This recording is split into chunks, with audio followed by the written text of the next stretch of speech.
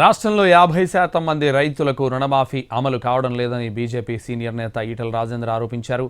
ఒకే విడతలో రుణమాఫీ చేస్తానని చెప్పి అనేక ఆంక్షలు అమలు చేస్తున్నారని రైతులు చెబుతున్నారన్నారు ఈటల. రైతు బంధు ఇస్తామని చెప్పి మోసం చేశారని, దీనిపై చర్చకు కాంగ్రెస్ నేతలు సిద్ధమా అని ప్రశ్నించారు ఈటల. హామీలు అమలు చేయకుండా డైవర్షన్ పాలిటిక్స్ చేస్తున్నారని ఆరోపించారు.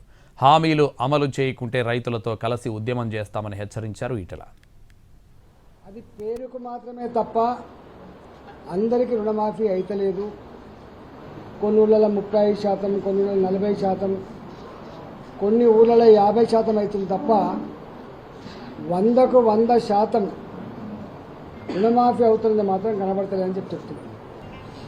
ఒకటే స్ట్రోకులో, ఒకటే నెలలో 2 లక్షల రూపాయల రుణమాఫీ చేస్తా అని చెప్పి వారు హామీ ఇచ్చినప్పుడు వారు చెప్పిన లెక్క 64 లక్షల మంది రైతులు అన్నాడు. ఆ తదుపరి వారు మొత్తానికి అటు చెప్పి ఇటు చెప్పి 49 లక్షల మంది రైతులు ఉన్నారని తేల్చింది. దీన్ని పేమెంట్ చేసేటప్పుడు విధి విధానాల పేరిట అనేక రకాల ఆంక్షలు పెట్టినప్పుడు ప్రతిపక్ష పార్టీలుగా